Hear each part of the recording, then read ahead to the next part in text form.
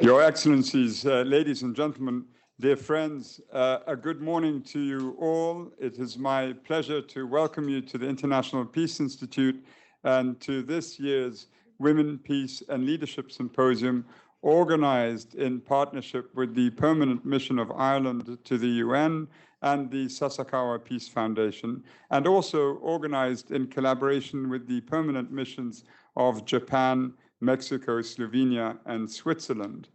The symposium provides an opportunity to discuss the importance of women, peace, and security, the importance of the agenda, and in particular, bring together current and incoming UN Security Council members to discuss strategies for advancing it and strengthening it. Today's discussion aims to build on the work of the governments of Ireland, Mexico, and Kenya, who initiated the presidency trio for women, peace, and security during their time on the UN Security Council. The shared goal of this important initiative continues to be, the shared goal of this important initiative continues to be to fully integrate the women, peace, and security agenda into all aspects of the Council's work, including to support and recognize the work of women peace builders and human rights defenders in conflict prevention, peace building, and sustaining peace. The biographies of this distinguished panel are in your program. It is now my great pleasure to introduce the Taoiseach, the Minister for Foreign Affairs and Defense of the Republic of Ireland, His Excellency, Mr. Micheál Martin. Yeah.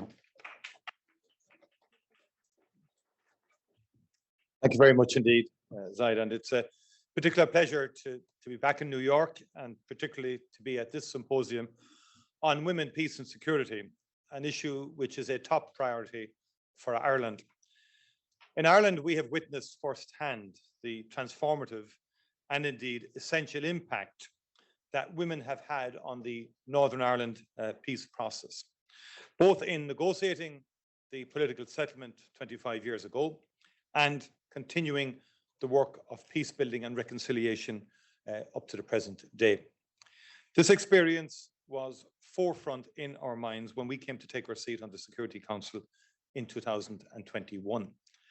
It's a simple and clear fact that women must be involved in making the policies that shape our lives and livelihoods. Any decision-making process, including peace processes, needs to be representative of the societies that it affects. When we joined the Security Council, we were delighted to work closely with Mexico and Kenya to try to find an innovative and better way to mainstream women, peace and security across the work of the Council. The trio committed to bringing women's voices to some of the most important discussions at the United Nations and to highlighting on the gendered impact of conflict and peace. Ireland, Kenya and Mexico invited 35 women's civil society briefers to the Council during our collective 3-month presidency.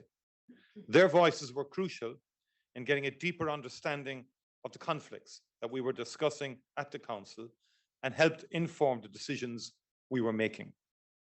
We are heartened that our initiative evolved into what is called the WPS Shared Commitments and is growing stronger. These commitments have now been adopted by 17 current and former Council members. Despite the impact of the work done so far, challenges remain. The risk of reprisals against civil society briefers to the Security Council is a very serious issue and requires more preventative supports to be in place. At home in Ireland, we are currently implementing our 3rd National Action Plan on Women, Peace and Security, and it is structured across the 4 pillars: prevention, participation, protection, and promotion, and focuses on both domestic and foreign policy. We have established a dedicated peace and stability unit in our Department of Foreign Affairs to apply the lessons we learned while on the Council into our wider foreign policy. Through that unit, for example, we will increase our focus on grassroots engagement with women peace builders. This new approach will increase our investment in peace building, conflict prevention, and mediation, while keeping women, peace and security to the fore of Ireland's foreign policy. I'm really interested to hear today from current Security Council members, and I thank Japan in particular for its leadership on this agenda as a current elected member. And we thank Minister Kamikawa, who will be, I think, here before the conclusion of this event, for your participation and your commitment. I look forward to the discussion today around innovative ways to advance the women, peace and security agenda at this very challenging time. Thank you very much indeed. Thank you, Minister, and thank you, Ireland, for partnering on this event and also for the leadership on this all-important issue. As has been mentioned, the key goal of this event, our 6th annual Women, Peace and Leadership Symposium, is to keep attention on this issue, to ensure that this issue is discussed not just in October during WPS month or in CSW, but also during the high-level week when we all are here at such high level. We have a very full program here. We're still missing a couple speakers caught in the traffic and the security cordons and such. So in that, maybe I should start by congratulating everybody for making it here in the chaos of the day. We're really, really appreciative of that. But we're going to jump right in. We have a panel here with a distinguished panel with Minister Tanja Fajon, Deputy Prime Minister and Minister of Foreign and European Affairs of Slovenia, Ambassador Pascal Bayer-Swill, Permanent Representative of Switzerland to the United Nations. Coming soon is Dr. Nadine Gassman-Silberman, President of the National Institute of Women, Mexico, and also Ms. Sarah Hendricks, Deputy Executive Director for Policy Programs, Civil Society, and Intergovernmental Support for UN Women. To my left, Ms. Ilse Brands-Keris, Assistant Secretary General for Human Rights at the UN, and of course, Kavya Asoka, Executive Director, NGO Working Group on Women, Peace and Security. And as mentioned, we will be expecting the newly minted Foreign Minister of Japan, Ms. Yoko Kamikawa, who will be coming for closing remarks. And with that, I'm going to turn to our first speaker. I've been asked to prompt each of our speakers with a question, but of course, all of our speakers have agency and independence to speak at their will. But I first want to ask the minister, as I think was mentioned, all 5 incoming Security Council members have committed to make women, peace, and security a priority, which is a great achievement for this agenda. As an elected member of the Security Council joining next year, could you, Minister, tell us how Slovenia plans to prioritize this agenda, and also, if you could, what kinds of techniques, tools, strategies do you think are really needed to be successful? Thank you very much. Not very easy questions for the start of the day, but I'm very well aware what is on the agenda and how to tackle the issue on women, peace and security agenda. As my colleague from Ireland said, it's a top priority for Ireland. I can say that it has been also a top priority for Slovenia for the last 30 years. Human rights, women's rights traditionally have been a key topic for our foreign policy since our independence. But that is why we are strongly committed to the agenda. And we are also aware that we are joining the Security Council in most probably the most difficult time, when the Council is in a way paralyzed, if I say. The world is polarized. The world order and the UN Charter, it can be interpreted in a different way by different governments, and the human rights are in many, many parts of the world seriously endangered, including the women's rights, the rights of the girls. When I took over the office of the foreign minister a good year ago, I was the first women foreign minister in my country. And from the very scratch, I started tackling the issue first inside. Why am I saying that? Because if we want to be serious in tackling the issues, we have to be a good example, and we have to lead by that example. So inside the ministry, I tried to see what is the situation, how are our networks across the globe functioning, and I realized that we have fantastic ambassadors, great diplomats, but we have 1/3 of ambassadors around the world. So it's still the problem, even though we are as a country promoting equality of women in all areas with documents, I saw that we are still having certain issues first at ourselves. And then I started drafting the strategy on feminist foreign policy. I joined the Club of Women, and not only women, different governments. It's not a new idea, but it's very important to raise the awareness in all aspects of the foreign policy, how to empower girls, women in conflicts, in violence, in climate change. We managed to connect our network of women foreign ministers and established a digital online platform in which we are exchanging our thoughts from all sides of the globe and seeing what is the situation and acting. And I think that is very important. It's not because we are women, but maybe we have a different meaning and understanding if we join our voice and send a message out. So we very much at the beginning, a year ago, firstly reacted together on Afghanistan and Iran about the situation there with women and girls, very deteriorating, very worrisome. And that was, it's an online platform that is still being enlarged and working really well. And I will try to use it also through the work in the Security Council and also with our partners. Ireland is a fantastic partner, and I'm really happy for all the support having now joining the Security Council. And in this respect, I also commend not only Ireland, but Kenya and Mexico for making a very tangible contribution to these efforts, to the so-called Presidency Trio initiative. That created a very important momentum, and I hope we will be able, I'm thinking how to be creative to continue that way. We had this week a very interesting meeting with 5 newly elected foreign ministers that will join Security Council. I have to say, honestly, that we talked a lot about the political situation, the conflicts, the wars, the paralyzed world around the world, but it's true. I admit that quite rare it happens that women, peace and security is on the top of the list when we start the discussion. So we'll try to change that agenda as much as possible. One thing, or if I just give you details, for me, I think it's very important that we discuss participation of women in mediation. Even in my previous capacity, I was dealing about how to increase women's role in mediation, knowing by the statistics, but I guess you are very familiar with that women can be really very important negotiators in peace efforts all around the globe. So this is one thing we have to work. It's also essential accountability for the systematic and widespread use of gender-based and sexual violence becomes the norm. And there is room of progress on both issues that we will work with the UN and other partners on this.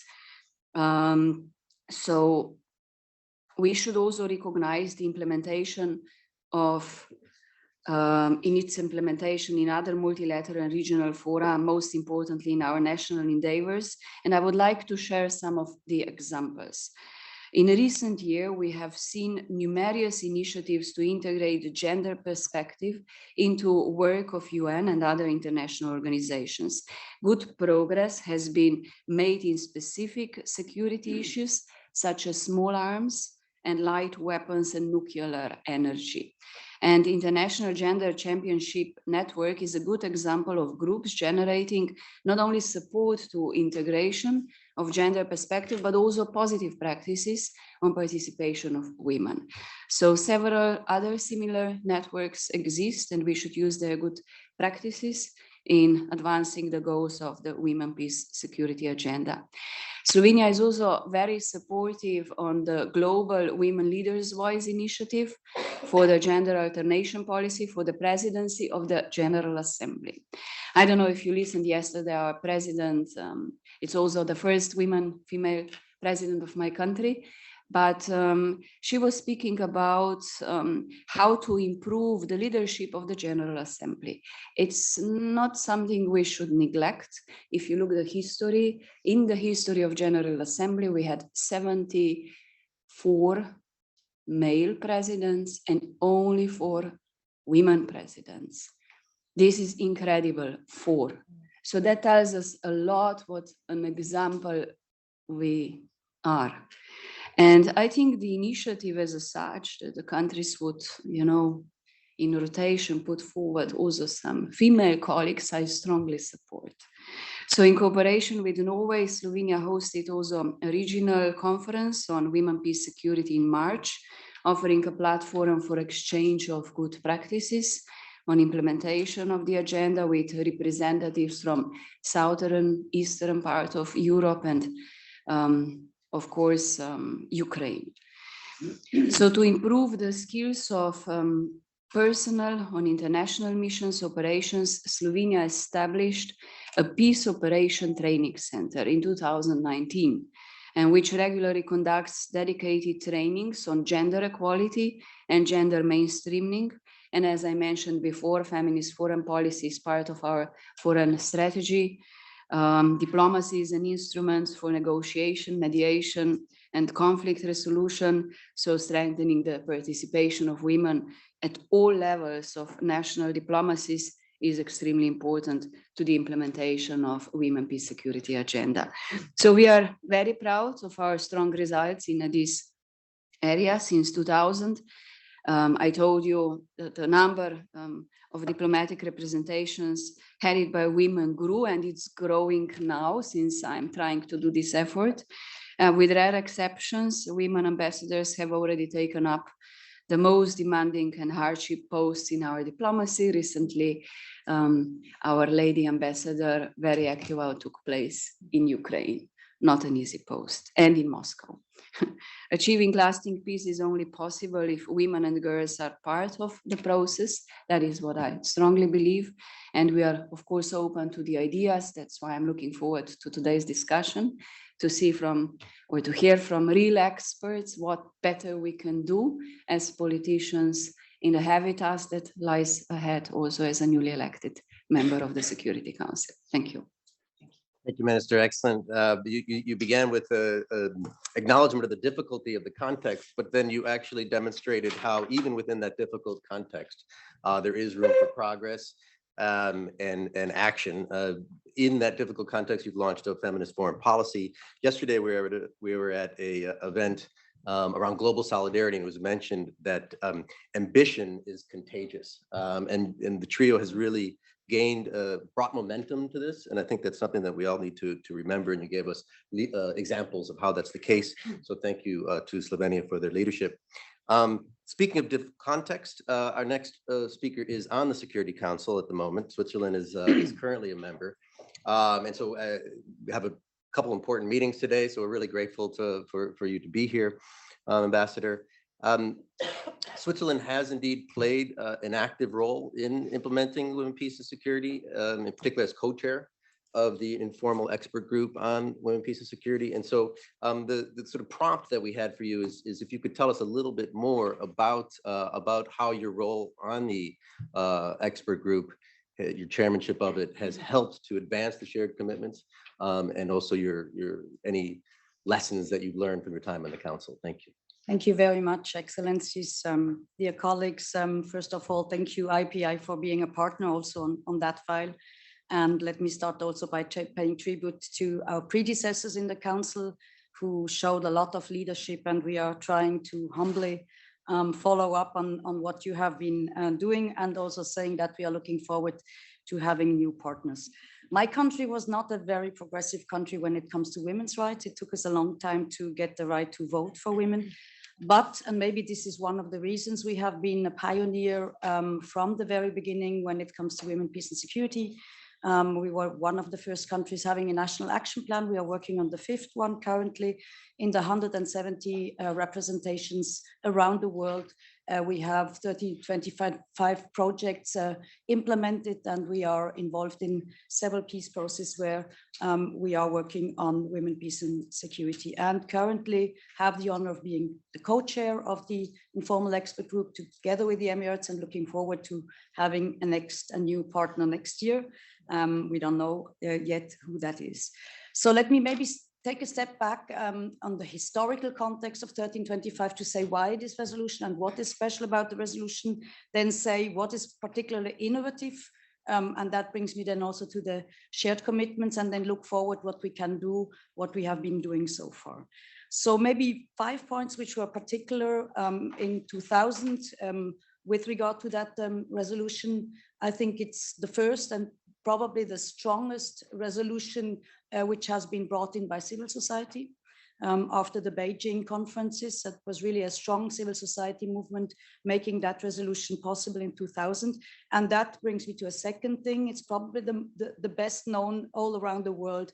You can go to some remote villages in Nepal and they will tell you something about 1325, which is relevant if we want to implement it correctly. It was also a resolution which was brought in by countries of the South. Namibia, Bangladesh played a key role. So it has never been kind of a Western project, and it's important to never forget that. It has a strong normative framework, probably the strongest when it comes to a thematic resolution. It's 13 resolutions, and it is the most creative and innovative framework we have in the Security Council. Let me make 5 examples why that is the case. First of all, we have this kind of protection architecture, the protection of civilians, children and armed conflict, women, peace and security. They came in at the same time, end of the 90s, beginning of 2000. But women, peace and security was the only resolution understanding very early on that there is a strong connection between protection and empowerment. This is what we talk about nexus all the time now, but they have understood that from the very beginning.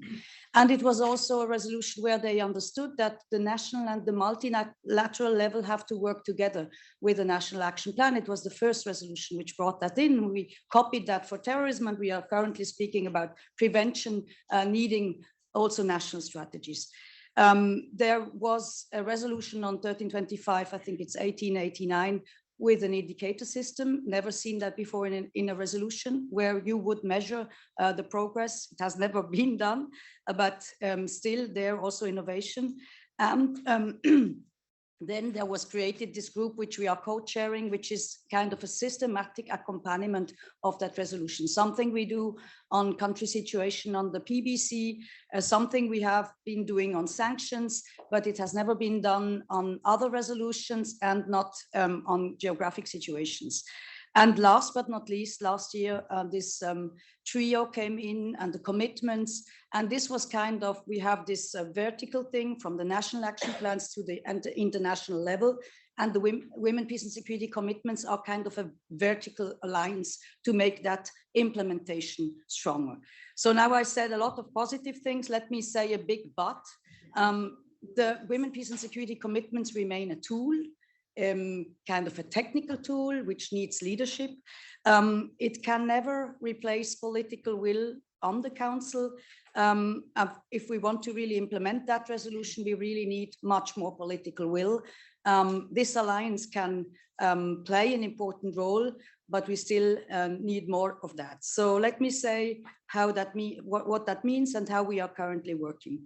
I see 3 levels. One is the more technical level. This means that we have every day in our national statements, we need a gender perspective. It's not always easy, also internally. Sometimes it really, we have to make an effort to understand what is the gender perspective in some particular statements, and we also have to coordinate better. We have to do the same when we negotiate resolutions. I think that works quite well.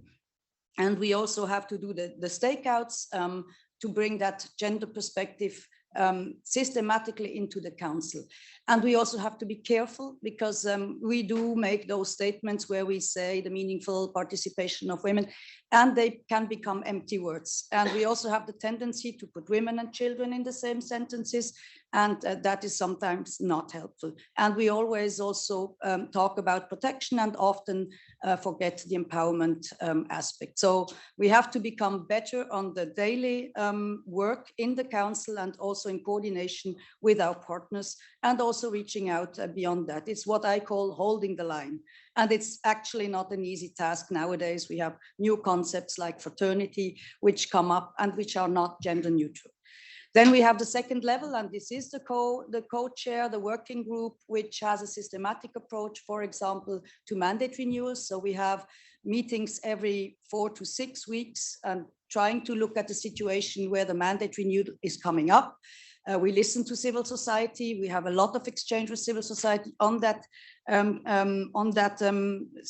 geographical situation. And we have also introduced in those meetings of the co-chairs a systematic look at the upcoming month in the council and where women, peace and security are particularly relevant. And there we also try to make some innovative things, like now working on Colombia, which is developing a national action plan, which my country has been working in Colombia and in the peace process for many, many years.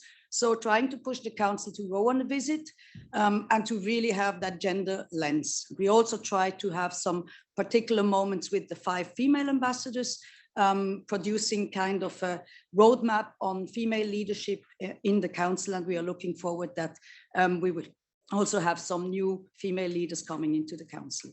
Having systematically civil society female briefers. We had only female briefers during our presidency in all the agenda items where we had an influence that could bring the statistics up to 54%. I must say it was not an easy one because women are under threat more than ever. So sometimes you have to make the balance. Do you really want to invite a female civil society briefer with the risk of putting them into danger? And of course, we have to follow up on that. So we bring in the recommendations of the informal expert group to the council, and we also brought all the female civil society briefers' recommendations in a letter to the council, which was actually, bureaucratically speaking, quite complicated.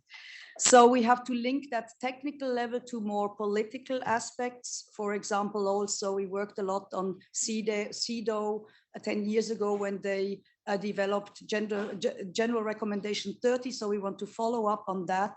How is the link between CEDAW implementation and the Council's Women, Peace and Security agenda? So that is like the second level where we can, with policy briefings, with visits, with the co-chairs work and the work of the Alliance of Women, Peace and Security, shared commitments, countries, make a difference. But then I think, and that's my last point, we really need the vision. We have the new agenda for peace as a chance. If we do not change the paradigm, we are not going to implement women, peace and security substantially. We heard a lot of commitments yesterday in the general debate, but also I must say, if you look at the speakers, it's not very gender balanced. And if you look at the leadership, the global leadership, it's not very gender balanced. And if we do not change that global leadership and the commitment of global leaders, and that's why I'm so happy to see politicians here committing to that, we are not going to succeed in implementing women, peace and security. So let me finish by saying we will have a second presidency in October next year. And since we have that strange system in Switzerland where every minister becomes president for 1 year and then has to step back again and then maybe becomes it again, we will have most probably a female president next year. She is a strongly committed to women, peace and security. She wants to chair the open debate in October 24 on presidential level. And so I would like to finish by inviting everyone coming up with great ideas how we can on the new agenda for peace and in a follow-up to the summit of the future, make a real difference on women, peace and security in October 24. Thank you. Thank you so much for what a rich and detail-oriented discussion. Also going back to the historical context so that we understand really how innovative this agenda has been and that it has really delivered in part on its transformative promise, which is really important. It struck me, your point about that this is a strongest resolution coming from civil society, and that it's also a resolution that is so well known around the world. And I don't think those two things are unrelated. They're actually quite related, and an important lesson to learn from there. This point that the national and the international have to work together. And in that, we're going to turn now to a national perspective from Dr. Nadine Gassman-Silberman, who's president of the National Institute of Women, Instituto Nacional de las Mujeres in Mexico. And so we are indeed talking tools, strategies, techniques And so if you could maybe tell us a bit about what role you see for national action plans, and not only in driving the agenda forward, but also in expanding knowledge about WPS, and helping its implementation. Dr. Please, the floor is yours. Thank you very much. I would like to start by thanking the government of Ireland and the International Peace Institute for this invitation. And on behalf of our Chancellor, Alicia Bárcena, a woman, and myself as President of the National Institute of Women of Mexico, we are very proud of the work that was done by Ambassador Juan Ramón de la Fuente in the Security Council during 2021-22, and especially the impetus that he with Ireland gave to this very important agenda. Every time I think of this and I talk about this, I think we have so much evidence of the importance and how relevant is the presence of women in peace building that I'm very surprised it's not yet the way it goes. That means that we are a world that doesn't like to learn. You know, honestly, every time I speak about that, I say, but you know, we have the evidence. We know the thing works, and it makes sense for us women, feminists that are on the ground, to really think how inclusive this agenda has to be. And I'm really very grateful to you, women that are the politicians that are there struggling. But I really think it should make us think on how we don't want to see what's obvious. And we're also very proud of Ireland, Mexico, co-chairing the working group on expert, and how this Ireland, Kenya, and Mexico first presidential triad on this issue was so important. And so it's also very, very important to see it's following.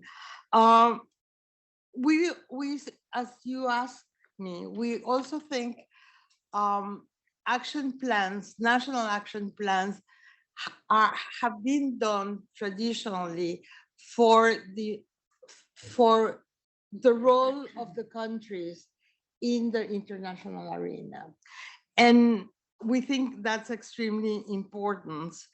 But we think that peace needs also an expression nationally. So that's why from the National Institute of Women in Mexico, when we were approached to do our first national plan, we put on the table not only the importance of having a gender perspective related to Mexico's commitment to peacekeeping, but also to what we are doing in Mexico to reconstruct the social fabric. And since we came into government with President López Obrador, we started a program with the local idea of recognizing the role that women play in peace building in their communities. And we developed a strategy to involve them to prevent conflicts, violence against women, and as I was saying, to rebuild the social fabric. We started this strategy on the networks of women peace builders in Mexico. This strategy promotes women's participation in peace building and conflict resolution in their communities. And it's accompanied by the Institute of Women, but also by the Ministry of Security.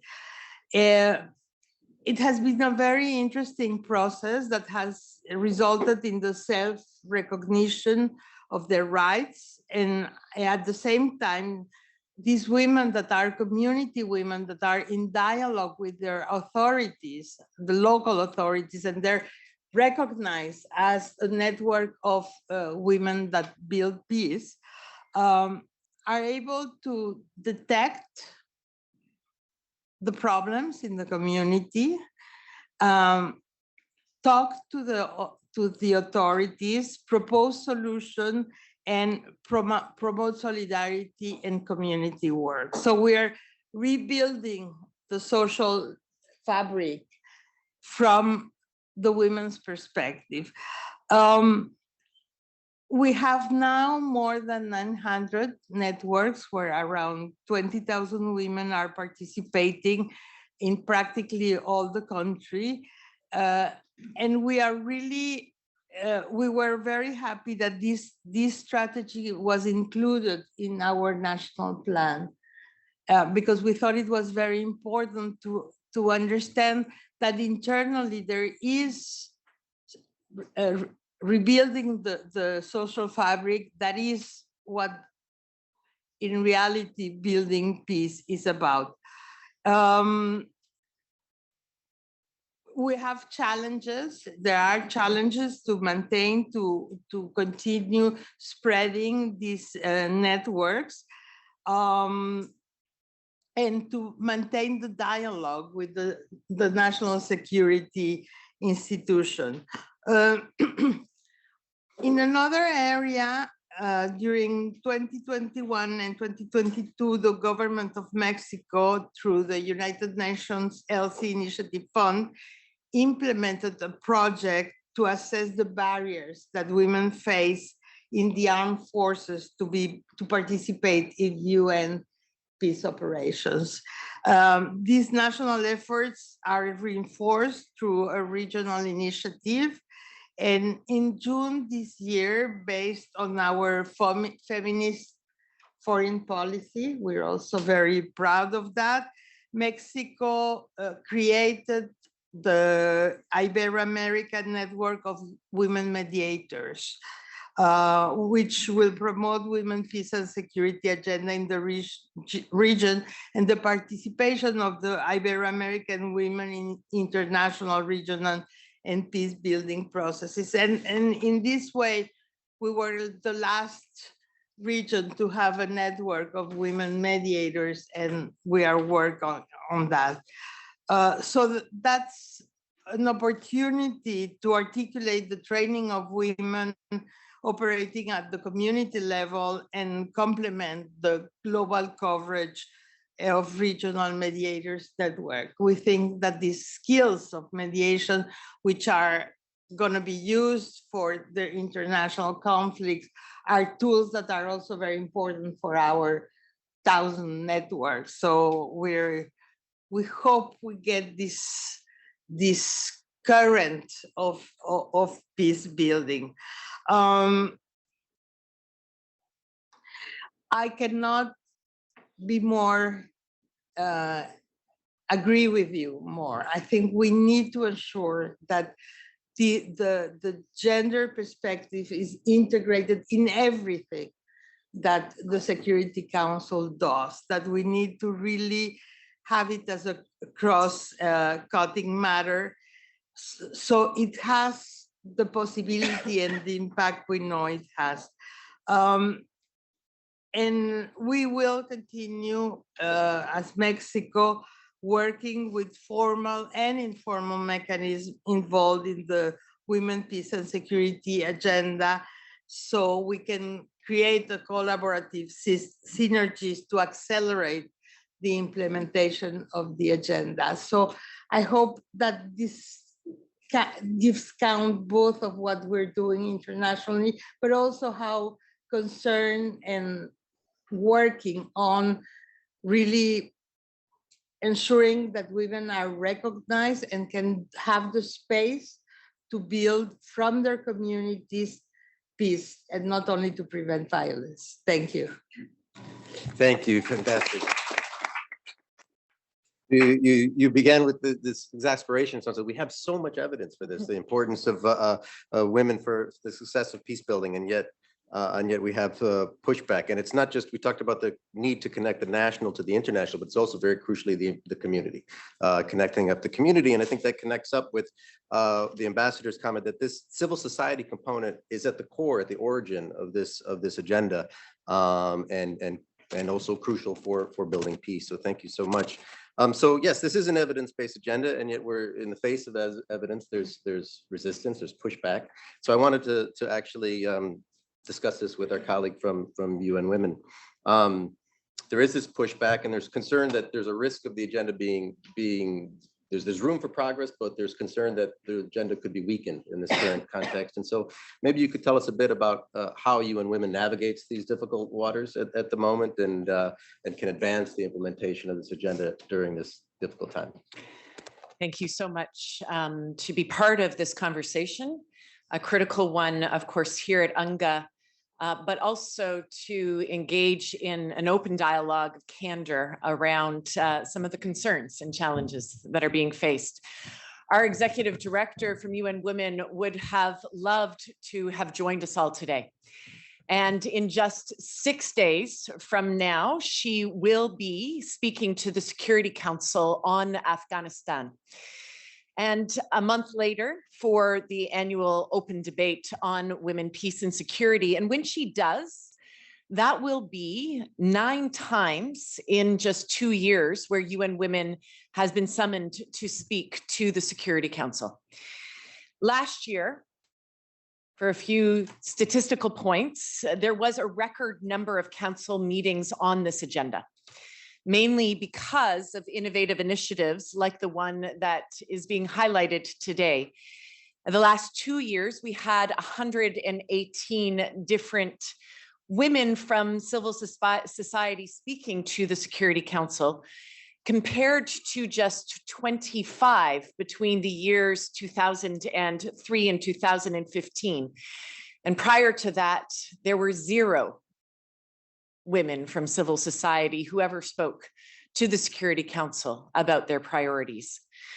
By the end of this month, by September of 2023, we will already have reached 40 different civil society briefers to the Security Council on women, peace, and security. And we have 3 more months to go in this year. So we're seeing some positive trajectory. Certainly in the first 5 years after Resolution 1325 was adopted, only 15% of resolutions included references to gender issues.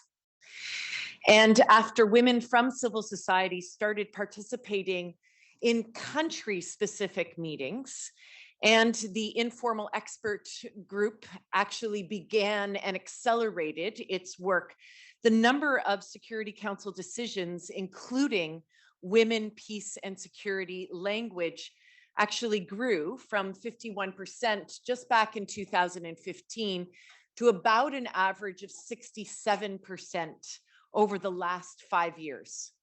So this is also a very good trajectory.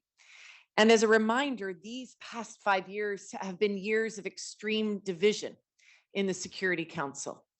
And so the success is even all the more important. Our analysis at UN Women is that this language is actually qualitatively much stronger, especially on issues of women's participation, on issues of women's leadership. And it's much stronger now than it was a decade ago. And this is something in our role as Secretariat that we track and assess consistently. I wanted to start with that context, and I realize it doesn't respond to your question directly, but I wanted to start with that context, both for the sake of historical perspective, but also because we do agree with the premise of the question that you've posed. And we are concerned with you about recent trend lines, where things are heading now. We started seeing the first signs last year with so many abstentions and technical rollovers because the council could only agree really on date extensions. And this year, if current trends continue, the percentage of resolutions with women, peace, security provisions will be around 50%. and that is actually the lowest in the past 7 years.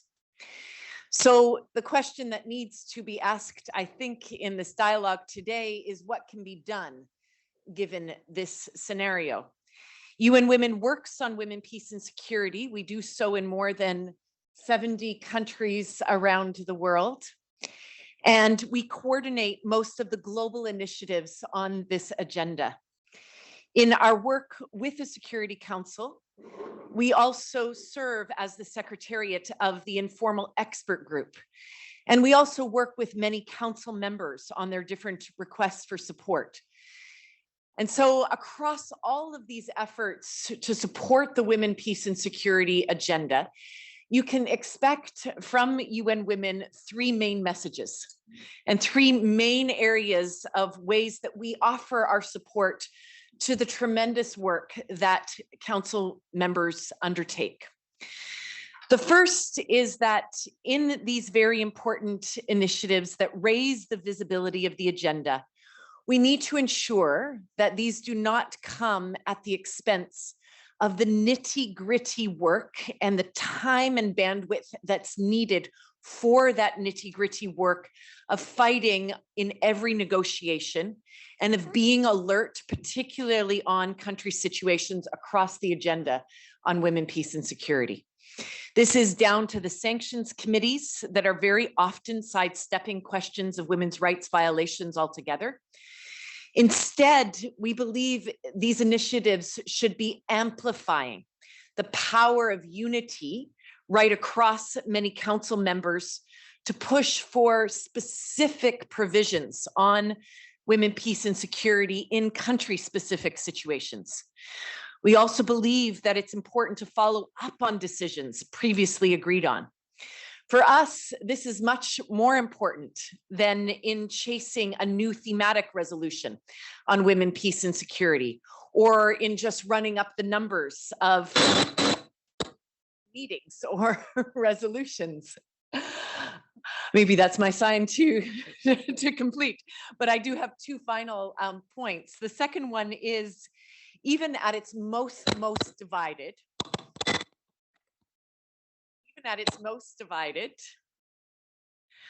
the Security Council has recently adopted very strong language on women, peace, and security. And often these provisions are agreed on and written in ways that are easy to ignore. But sometimes there is actually a breakthrough and the language is much stronger. The language is much more positional. It's much more demanding. It's much more specific. And this is very helpful in and of itself. And this is what we need to be aiming for.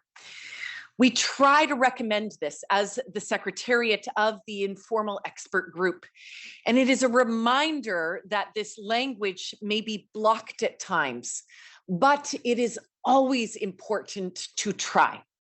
It is always important that we try and aim for that stronger, more demanding, more specific, more bold language on women, peace, and security in new provisions.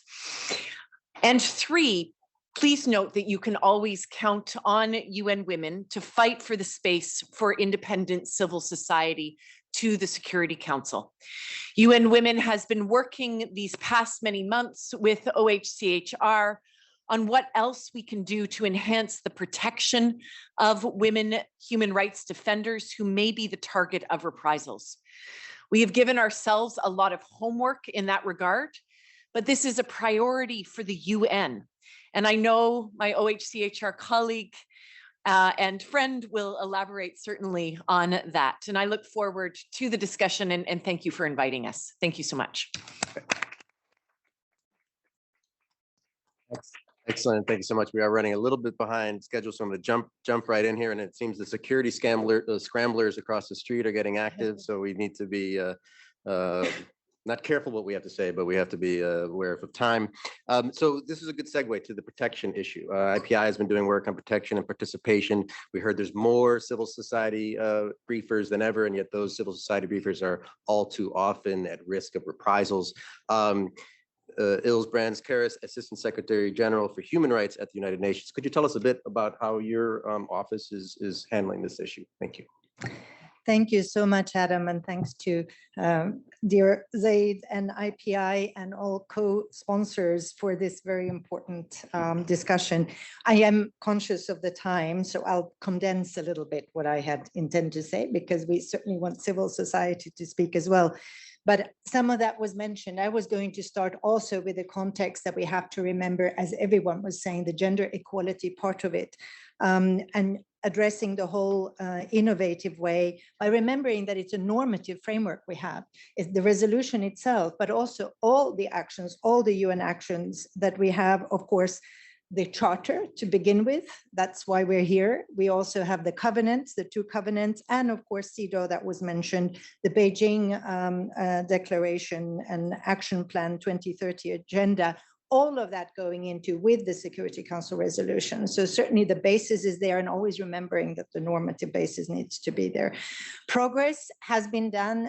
Yes, that's very good to recognize, and we need to stay on that course, but clearly we have very big challenges. The political use, I would say, and the squeezing of that, of the agenda of human rights overall, as I would also mention, is something that it runs, gives a special context of risk to how we actually address this. But how can we go ahead then?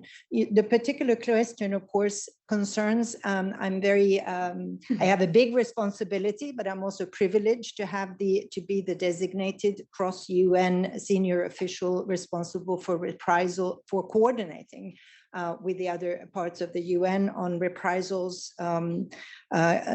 for cooperation with the United Nations. And very sadly, as we know, this is a very serious issue that doesn't receive enough attention. And of course, Security Council is the place, I would say, where civil society briefers are most at risk, because of course it is dealing with such serious contexts and situations. Also, we are producing, and I'm happy to announce that we have this year's Secretary General's report on the issue. It comes out annually. I'm going to Geneva at the end of the week to present it to the Human Rights Council. We need a lot of support in New York for bringing that information to New York as well. Last year was the first time when that report was transmitted also at the General Assembly, but certainly any support for having more discussions in that context would be very welcome. There is I'm not going into details because of time, but of course we do know that from 2010, when we had the first Secretary General report and already indicating reprisals against specifically women human rights defenders, we have 90 since then until now, very specifically in this context. And this year, we also sadly have, and we have one particular one that happened very openly and very visibly at the Security Council in relation to Mali, that is also included in this report. And of course, all the follow-up that was referred to, I think, is there, the responsibility to make sure we don't just report or we don't just try to avoid the risks, but once something happens, we have the responsibility collectively to also address it. We know that there is underreporting. I will say that from our report, of course, we're following very strict verification and threshold levels, but clearly those cases don't represent all the number of cases that are there. One reminder, and I'm coming very quickly just to the core, it is, of course, member state responsibility, as we understand. And this is clearly at the Security Council, very positive that there are increasing amounts of women briefers. We very much support that. And we're trying to do our part as the UN system to help to support Security Council members in bringing more of them, but responsibility still remains there. The principles of do no harm, obviously, is absolutely essential in this, and for member states to be fully aware of that and to have a briefer-centered approach. So it's not just because we need briefers, which of course we do, but really understand that we are focusing on the needs and the risks for the briefers and making sure that full information is there. We are, and just a shorthand, we of course are working, we have informal guidance to member states. We have been particularly actively engaging with the Security Council. At this stage, it's work in progress as always, because we're all learning. And I think I love your point that we're not learning enough. I completely agree, but that's why we need to go on learning. We reach out to the presidencies of the Security Council in close coordination, of course, with the administrative staff, with SCAD supporting the Security Council, to provide our guidance and to see also and stress the responsibility. Yes, please invite, but also do a risk assessment and make sure that there is a plan, that you're mitigating the risks, and also that there is a protection plan beforehand should something then happen, because of course most at risk we know is when the briefers actually return, and now we have the online ones, that's another issue, when they return to their home countries. So we do, where we have peace, where our human rights components in peace operations and we're present in the field, we can coordinate also and have the information from the field, but of course we're present in many places, but not all, but to support that. And really that connection between headquarters and field, I think, is that essential part as well, because of course, again, that's really when they are most exposed. So I know we're out of time and we want others to speak, so I will stop there, but I'm very happy to provide more information to anyone interested. Please contact us afterwards. It's a collective responsibility. We do our UN share, but of course, member states and some in the room have been brilliantly taking that responsibility, but that is sadly not the case always, nor is the capacity there, even if the will to do it is there. So we're there to support and happy to continue that work together with UN Women, absolutely. Thank you. Excellent, thank you so much. It is a collective responsibility for everyone, but thank you so much for this really, truly important work. So now we've been talking a lot about civil society. And so I'm really happy to welcome to the floor Kavya Asoka, Executive Director of the NGO Working Group on Women, Peace and Security. Kavya, please, you have a long experience of working with civil society on this issue. What lessons can you share with us, please? Thanks so much, Adam, and thanks so much to our panelists. Thanks to IPI for organizing this. Ambassador Berswell gave you all the history. Sarah Hendricks gave you all the numbers. So this frees me up to go straight into what we think the problems are and the recommendations that we have. So before I actually get into that, I just, as the only civil society representative on this panel, I wanted to just pay tribute to the women human rights defenders that we work with directly every day in Sudan, in Afghanistan, in Myanmar. They are on the front lines of conflict, serving their communities. And I think it's just really important that we remember that this agenda is about them and it's for them. They are at the center of this. And I was also asked to comment on Afghanistan, so I especially want to mention the courage and the defiance and the determination of the Afghan women protesters, especially the hunger strikers that you would have all been aware of, who are protesting what's happening in that country, which is an institutionalized system of discrimination, segregation, and exclusion, and asking for the international community to recognize it as gender apartheid. So I think Afghan women are the strongest opposition and the most visible opposition to the Taliban, and they deserve all our support. So coming to the question of the hour, which is how can the Security Council advance WPS at a time when the international community is facing such unprecedented global challenges that we've heard about? There's an increase in conflict, there's democratic backsliding, civil society space is closing, there's pushback on gender and human rights, as we've heard, and there's pushback on women's rights, not only in conflict situations, but on our doorstep as well in developed countries.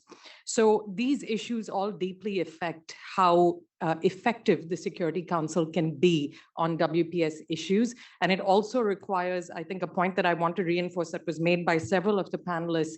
It requires extraordinary political will, coordination, and commitment from member states on the Security Council to hold the line, to protect the normative agenda, and to make sure that it's being implemented where it really counts, which is not just the thematic debates, it's not just in the spaces dedicated to WPS, but it's in the very hard negotiations on Syria, on Myanmar, on Sudan, on all these conflicts that are on the Security Council's agenda.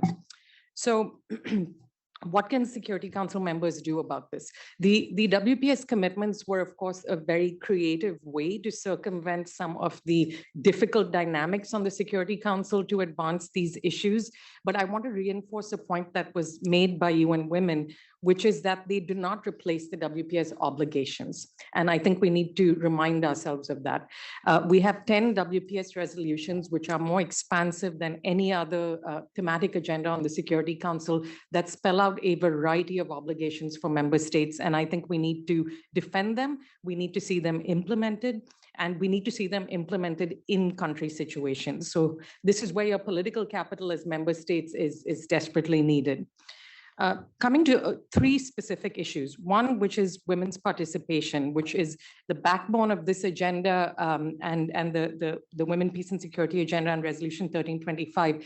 Despite over 100 studies telling us how important this is for sustainable peace and that you cannot resolve conflict unless women are a central part of the solution, the numbers on this are still very, very low, especially in formal track one processes.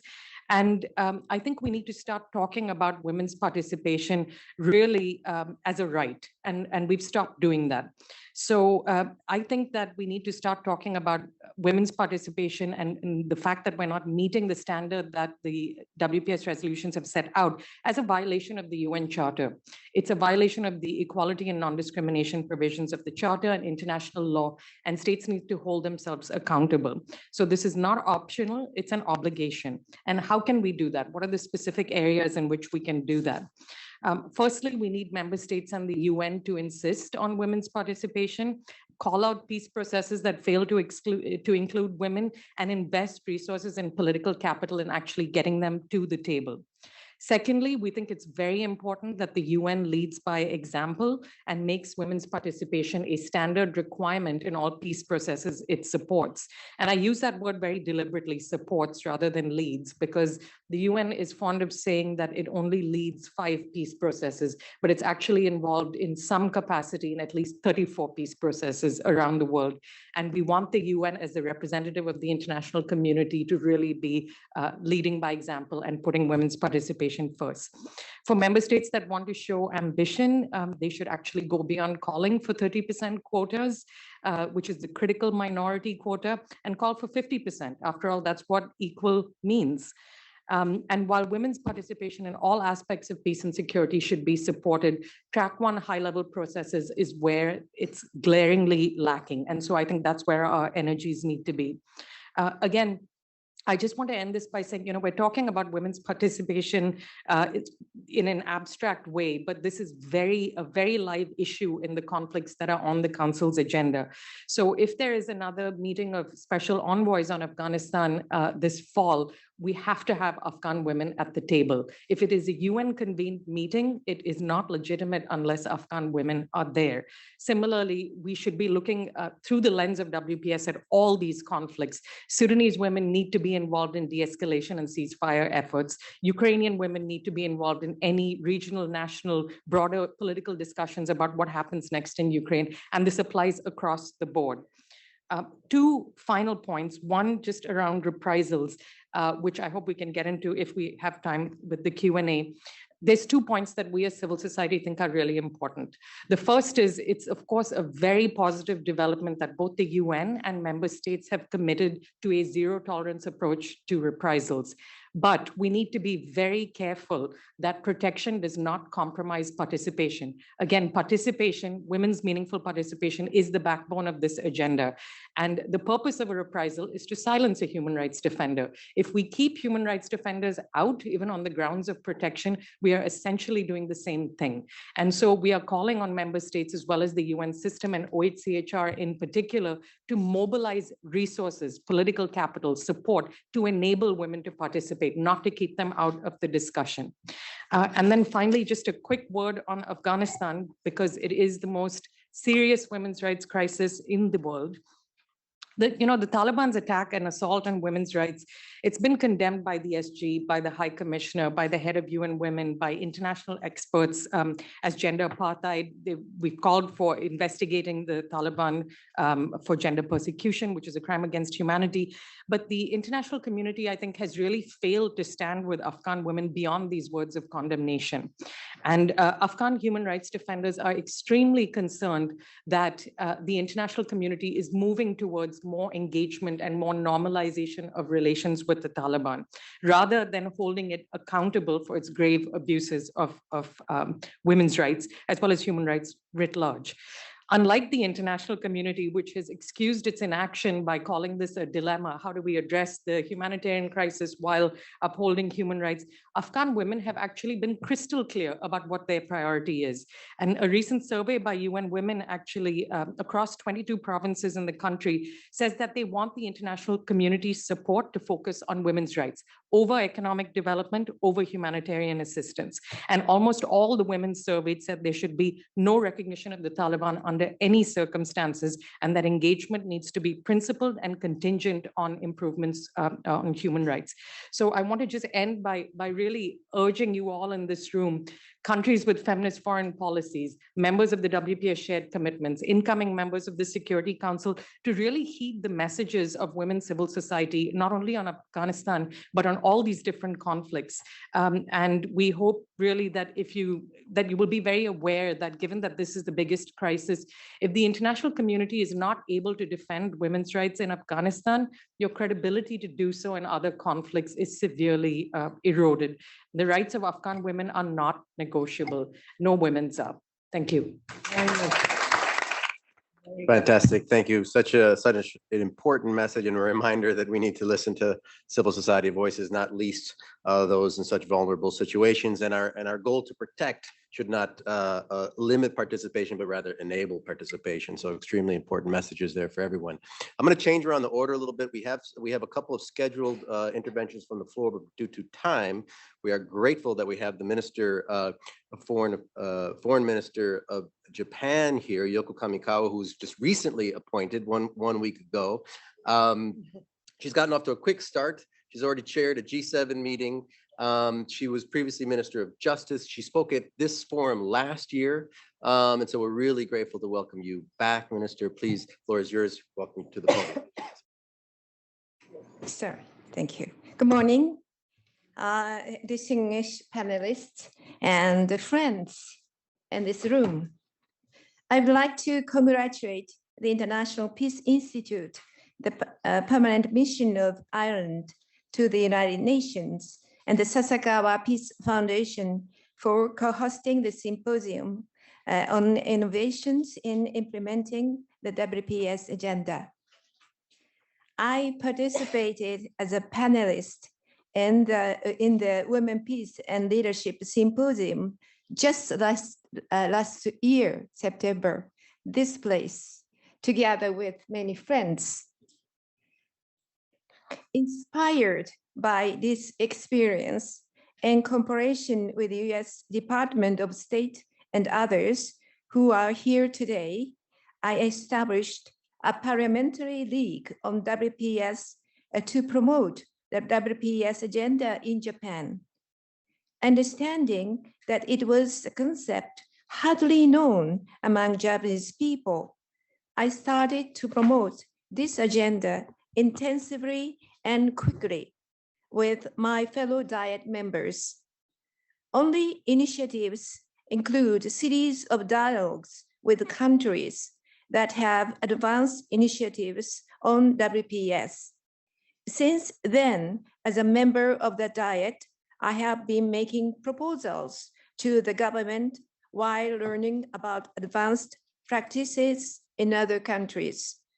As a result of our advocacy, WPS was included in our basic policies on economic and fiscal management and reform to 2023 this year, which is the basis of Japanese budgetary process. Our advocacy also influenced respectively ministries such as Ministry of Defense, Ministry of Justice, fire and disaster management agencies, national policy agencies, and others to work on identifying WPS focal points for them to be able to interact with their counterparts abroad. In order to build on lessons about institutional framework that each country has to promote WPS and to create sustainable one for Japan, we have positioned the Sasakawa Peace Foundation and Georgetown Institute for Women, Peace and Security as the international collaboration partners of the WPS Parliamentary League and have been actively working together. I am very pleased to be back here today as a Minister for Foreign Affairs. I was just assigned last week. Thank you. The government of Japan, led by the Ministry of Foreign Affairs, is now stepping up efforts in promoting the WPS agenda at the United Nations and in the field of international cooperation. We recognize the significance of WPS, which brings issues of women and girls that are traditionally discussed in the social and economic affairs to the international peace and security sphere. Our revised National Action Plan, published in April of this year, elaborated on those advocates that we have done and covers all 10 Security Council resolutions on WPS.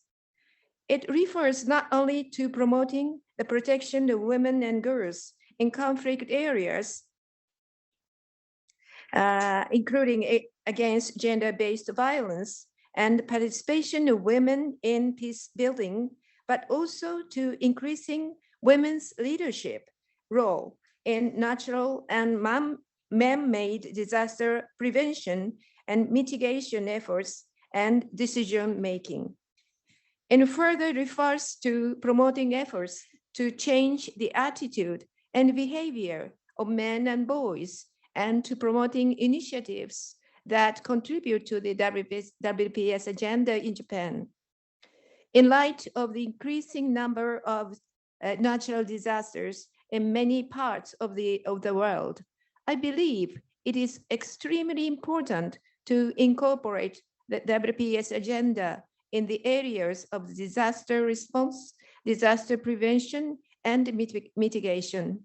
Depending on their scale, natural disasters also require international collaboration to respond. I would like to emphasize that it is important to enhance partnership among all actors, including focal point network members and civil society, to share information and be able to act through such partnership swiftly and effectively and mobilize appropriate resources. As mentioned in the theme of today's symposium, the key is how to incorporate the WPS agenda into the various high-level discussions taking place at the United Nations and how to implement the national action plans that each country has developed or is developing. The government of Japan, as a non-permanent member of the Security Council, will continue to promote the WPS discussion as an important agenda for the UN, while also taking over the spirit of the presidency trio for women, peace and security formed under the leadership of Ireland, Mexico, and Kenya.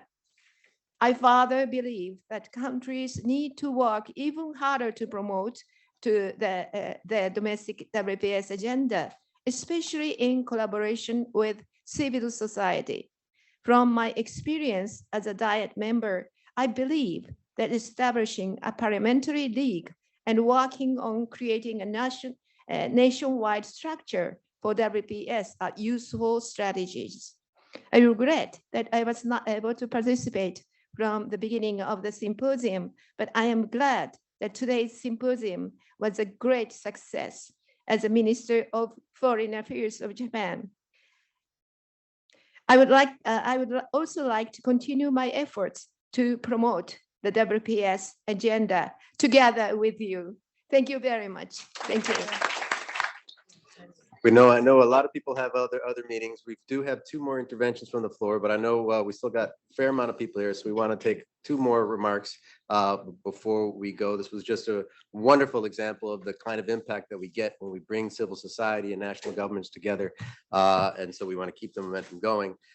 First, from the floor, I'd like to invite the brief remarks from Dr. Geeta Rao Gupta, Ambassador at Large in the Office of Global Women's Issues at the U.S. Department of State, please. Thank you. Thank you very much to IPI, the governments of Ireland, Mexico, Kenya, and Japan for allowing me this brief intervention. It was an inspiring panel. I wanted to say, Kavya, thank you so much for drawing attention so forcefully to the need to give Afghan women a voice and to protect their rights. Just 3 points that I wanted to underline this morning. The first is while the agenda for WPS is well established, it's the implementation that remains a challenge. And so I just wanted to say that this event highlights the work we still need to do to advance the WPS agenda more equally, justly, and comprehensively to address the security challenges that we face today. And that includes needing more women leaders and representatives in every aspect, in every sector of society, and as was mentioned, political will. Which brings me to the second point, which can really be summarized as nothing about us without us. And really, we should be clear now that everything touches women's lives. And so they have to be included, not just when we talk about the WPS agenda, but that inclusion must be consistent and meaningful, which is a good segue just to mention one initiative that my office and the US government is advancing, which is partnering on existing and future WPS centers of excellence around the world with the explicit goal of meaningful and consistent participation of women leaders. These centers will coordinate existing WPS initiatives and efforts and highlight opportunities for increased collaboration and implementation of the WPS agenda. And the third and final reflection, that it's clear that the world would continue to benefit from increased education and coordination between WPS experts, leaders in this room, and the so-called security experts. WPS must be seen as a tool to improve security and peace for all. The WPS agenda and positive examples of engaging through tangible avenues are backed by decades of feminist scholarship and data-driven examples, which we really do need to learn from. So thank you so very much for this moment, for this intervention. Finally, it's very important that I invite our next guest up to the podium, another member of the trio, representative from Kenya, Frederick Iraqi Kengta? Yes, advisor to the Cabinet Secretary on Peace, Security, and Diaspora Affairs. Please, the floor is yours.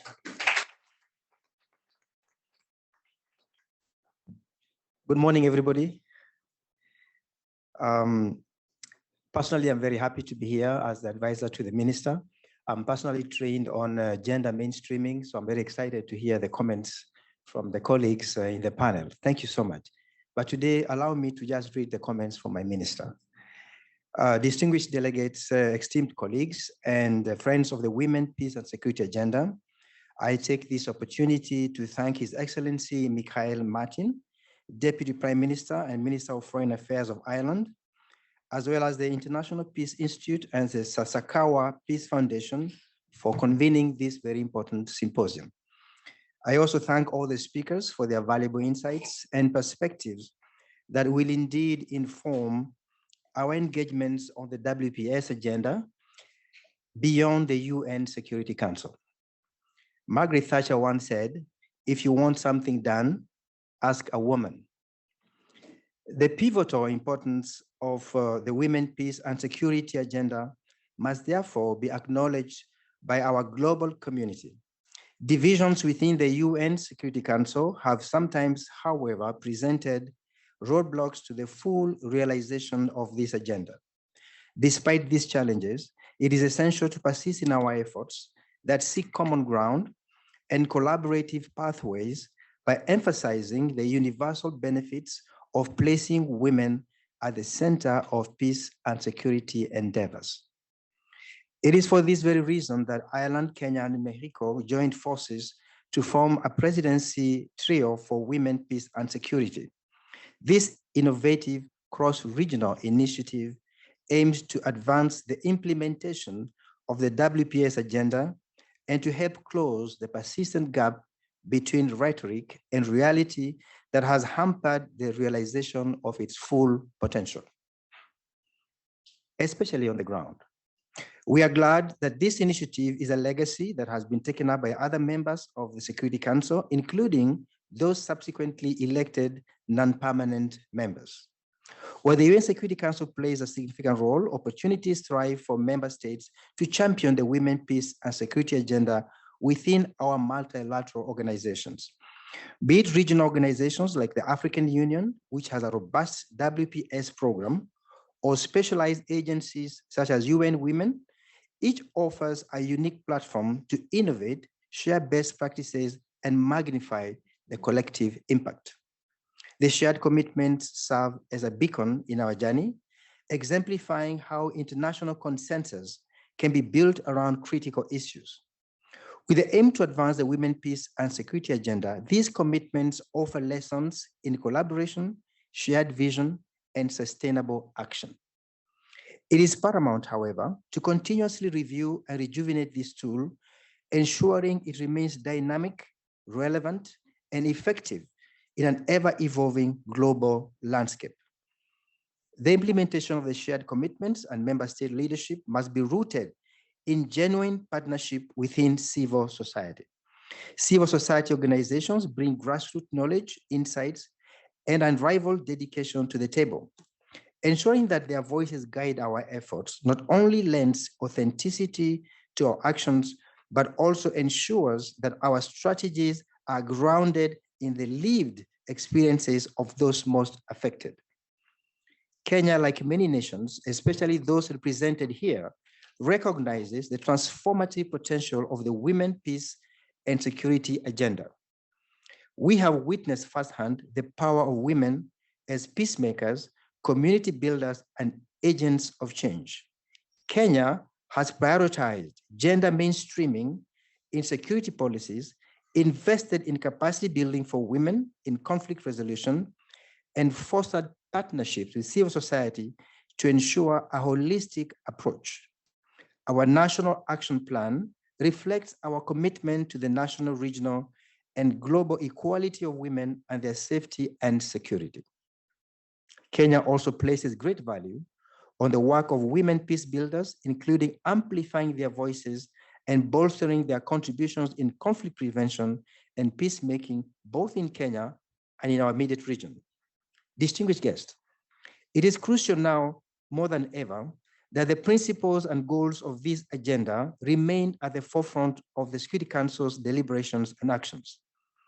The complex challenges we face in today's world demand an approach that is inclusive, comprehensive, and rooted in the experiences of half the world's population.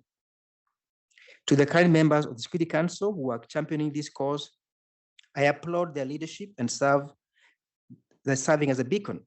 To the incoming members, I urge them to pick up the torch to not only carry forward this legacy, but also to strengthen and deepen our commitment to integrating the voices and perspectives of women in all aspects of peace and security. As I close, I reiterate that the Women, Peace, and Security Agenda isn't just a set of goals.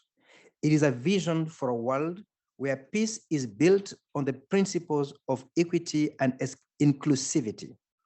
In unity lies our strength, and in inclusivity, our path to lasting peace.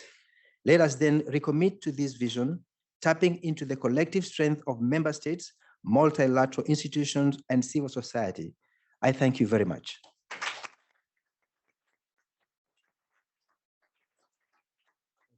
Thank you so much. We are out of time. So allow me just to say thank you again to Ireland and the Sasakawa Peace Foundation. It's really, really great to have you. I think there's been mentioned several times by the minister and others as a transformative agenda. I think we've kind of felt that in the room today.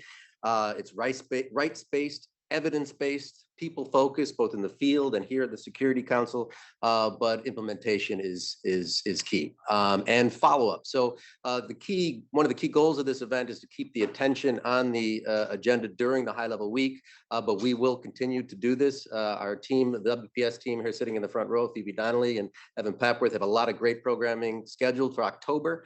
So please stay tuned. Thank you again for coming. Really, really appreciate it.